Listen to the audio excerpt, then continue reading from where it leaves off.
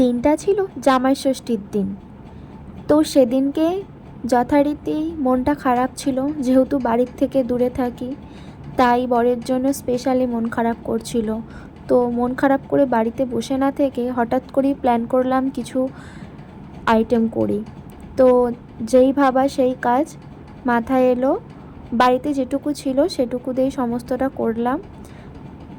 বর কিছুটা হেল্প করেছে তাড়াতাড়ি ফেরার জন্য। তো চিকেন করব, এখানে একটু ভাজাভুজি করছি, আর পোলাও বানাবো। তার জন্য চালটা আগের থেকেই ধুয়ে শুকিয়ে রেখেছি। এখানে চিকেনটা আমার ধোয়া হয়ে গেছে, চিকেনটা ভালো করে ফ্রেশ করে নিয়েছি। চিকেনের পিসগুলো খুব সুন্দর ছিল। প্রথমেই দই দিয়ে দিলাম, টক দই দিয়ে দিলাম 2 থেকে আড়াই চামচ মতো। চিকেন যেরকম সেই পরিমাণেই তোমরা দই দেবে। তো রান্নাটা দেখতে থাকো পুরোটা, তোমাদের কীরকম লাগে অবশ্যই আমাকে কমেন্ট করে জানাবে, আর বাড়িতে ট্রাই করবে একবার। তারপর আদা রসুন পেঁয়াজ টমেটো একসাথে পেস্ট করা ছিল, সেটা 2 চামচ মতো দিয়ে দিলাম। লঙ্কা গুঁড়ো আর হলুদ গুঁড়ো দিয়েছি 1 চামচ করে। আর চিকেন কারি মশলা, চিকেনের যেহেতু কষা করব, এই সানরাইজের চিকেন কারি মশলাটা জাস্ট অসাধারণ, তোমরা ব্যবহার করবে। আর বিরিয়ানির মশলা আমি একটু স্বাদের জন্য ব্যবহার করি, তোমরা চাইলে ব্যবহার করতে পারো কিংবা স্কিপ করতে পারো। ধনের পাউডার একটু অ্যাড করলাম, আর সর্ষের তেল কিছুটা পরিমাণ অ্যাড করলাম। লঙ্কার গুঁড়োটা আগেই বলে দিয়েছিলাম, লঙ্কার হলুদ, তো এখন লঙ্কা গুঁড়োটা দিচ্ছি। তো একসাথে এইভাবে ভালোভাবে ম্যারিনেশন করে নেব। চিকেন কষা আর পোলাও একটা জাস্ট ভালো কম্বিনেশন, তোমরা কারা কারা খেতে ভালোবাসো জানিও। তো ওটা ম্যারিনেশনের জন্য কিছুক্ষণ রাখলাম, আর অন্যদিকে আলু ভেজে নিলাম কিছুটা। আর পটল একটাই ভাজি, কারণ আমি খাই না, বরকেই দেবো এটা। পটল একটু ভেজে নিলাম। আর করছিলাম চাটনি, তার জন্য তেজপাতা ফোড়ন দিয়েছি, লঙ্কা আর কালো জিরা মেথি একটু ফোড়ন দিয়েছিলাম। পাঁপড়টা আগেই ভেজে নিয়েছিলাম, তাই আর এখানে দেখানো হয়নি। তো তারপরেতে এখানে টমেটোগুলো অ্যাড করলাম তেলের মধ্যে। তোমরা কি নিজেদের বড়দের জন্য জামাই ষষ্ঠীতে কিছু করেছো? ইচ্ছে তো থাকে বলো, যারা বাড়ির থেকে দূরে থাকো তাদের তো ইচ্ছে থাকতেই পারে। তো আমি এটুকুই করেছি, তাই তোমাদের সঙ্গে শেয়ার করলাম।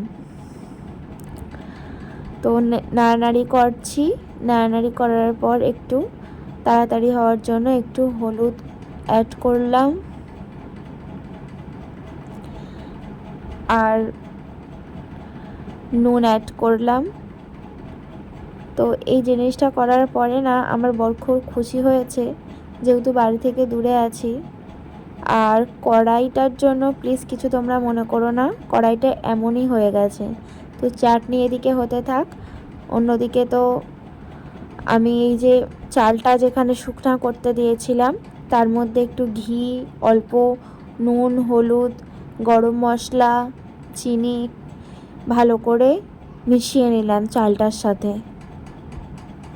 আর একটু আদা কুঁচো দিয়েছিলাম ফ্লেভার আসার জন্য। তোমরা কেমনভাবে বানাও আমি জানি না, তো আমি এইভাবেই বানাই, অত্যন্ত সুস্বাদু হয়, খেতেও খুব ভালো হয়। চাটনিটা নামানোর আগে কাজু কিশমিশ দিয়ে দিলাম, চিনিও অ্যাড করেছিলাম, আর খেজুরও দিলাম তার সাথে। চিনিটা দিয়ে কিছুটা পরই নামিয়ে নেব। এই যে চাটনি আমাদের রেডি হয়ে গেছে। এবার হ্যাঁ, কড়াইয়ের কথা যেটা বলছিলাম, কড়াইটা একদিন প্রথম যখন আমি এখানে এসে রান্না করলাম, রান্না করার পরেই এরকম একটা কালো হালকা হালকা দাগ আসতে শুরু করেছে। হয়তো হয় না অনেক সময় সিলভারটা খারাপ, তো অনেক চেষ্টা করেছি, ওঠেনি, কিছু করার নেই, প্লিজ তোমরা কিছু মনে করো না। যথেষ্ট পরিষ্কার করেছি, পিছনটা ভালো, কিন্তু এই সামনের দিকটা এইভাবে এরকম হয়ে গেছে। তো কড়াইতে চাটনি নামানোর পরে কড়াই ভালো করে পরিষ্কার করে এতে ঘি দিয়ে দিলাম, গোটা গরম মশলা দিয়ে দিলাম, যেমন তেজপাতা, দারচিনি, লবঙ্গ, এলাচ আর শুকনো লঙ্কা। সেটাকে ভালো করে নাড়াচাড়া মতো করে এই 3-4টে মতো আমি তেজপাতা দিয়েছি, তোমরা চাইলে বেশিও দিতে পারো কমও দিতে পারো, তবে স্বাদ আসার জন্য যেমন পরিমাণ চাল সেই পরিমাণে দেবে। এবার চালটাকে যেটা মেখে রেখেছিলাম, তো সেই চালটাকে আমি কড়াইয়ের মধ্যে দিয়ে দিচ্ছি। এত সুন্দর স্মেল এসেছিল এই সময়, যেন কীরকম একটা অপূর্ব স্মেল, তখন খুব ভালো লাগছিল। আর আগে থাকতে ভেজানো ছিল কাজু বাদাম কিশমিশ, এগুলো দিয়ে দিলাম, দিয়ে একটু নাড়াতে লাগলাম। নাড়ানোর পর যখন দেখবে চালটা ভাজা ভাজা হয়ে এসেছে, আর এই জলের পরিমাণটা তোমরা অবশ্যই খেয়াল করে দেবে, যত পরিমাণ চাল নেবে তার দু ডবল বেশি জল দিও, সেটা যেন তোমাদের মাপটা ঠিক থাকে। আমিও এইভাবেই দিই, পারলে তোমরা বুঝবে যে আরেকটু একটু জল দেবে। বেশিক্ষণ সময় লাগে না, 10 মিনিট সময় লাগে।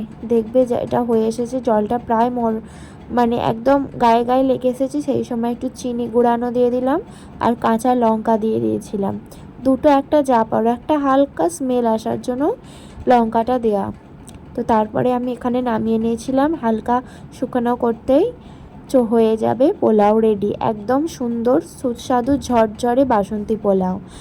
আবারও কড়াটা ভালো করে ধুয়ে পরিষ্কার করে আমি এখানে তেল গরম হওয়া অবধি অপেক্ষা করে কয়েকটা গরম মশলা আর গোটা গরম মশলা দিয়েছি, তেজপাতা, দারচিনি, লবঙ্গ, এলাচ, শুকনো লঙ্কা, আর তারপরেতে দিয়ে দিলাম পেঁয়াজ কাটা।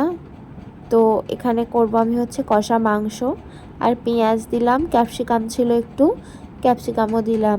তো এইভাবে নাড়ালাম জিনিসটাকে। নিজে নিজে ভিডিও করছি, দেখো এই হয়, নিজে নিজে এক হাতে ফোন আর এক হাতে রান্না করলে এইভাবেই হয়। এটাই তার প্রমাণ, একমাত্র প্রমাণ। না জানি কি করছিলাম, হয়তো ভেবেছি যে ভিডিওটা অফ আছে, কিন্তু হয়তো অফ করিনি। তো তারপরে এখানে পেঁয়াজ এইসব সমস্ত একটু ভাজা, মোটামুটি 70% ভাজার পরে আমি আদা রসুন পেঁয়াজ লঙ্কার যে একটা পেস্ট তৈরি করা হয়েছিল সেই পেস্টটা দিয়ে দিলাম। তার সাথে দিয়ে দিলাম লঙ্কার গুঁড়ো, দিয়ে দিলাম হলুদের গুঁড়ো, দিয়ে দিলাম, দেখো তেল ছাড়তে আরম্ভ করে দিয়েছে। লবণ অবশ্যই দেওয়া জরুরি, তাই লবণ দিয়ে দিলাম। লবণ কিন্তু ম্যারিনেশনের সময় তোমরা দিও না, লবণ ম্যারিনেশনের সময় দিলে অনেকটা কীরকম শিটে শিটে হয়ে যায়, তাই না দেওয়াটাই বেটার। এই সময় অ্যাড করবে চিকেন কারি মশলা, তার সাথে কিছুটা দিয়ে দিলাম, আর তারপরে দিয়ে দিলাম একটু ধনের পাউডার দিয়ে দিয়েছি। একসাথে নাড়াতে থাকবো। আর অল্প স্বাদ আর কালারের জন্য অল্প কয়েক দানা চিনি অ্যাড করলাম।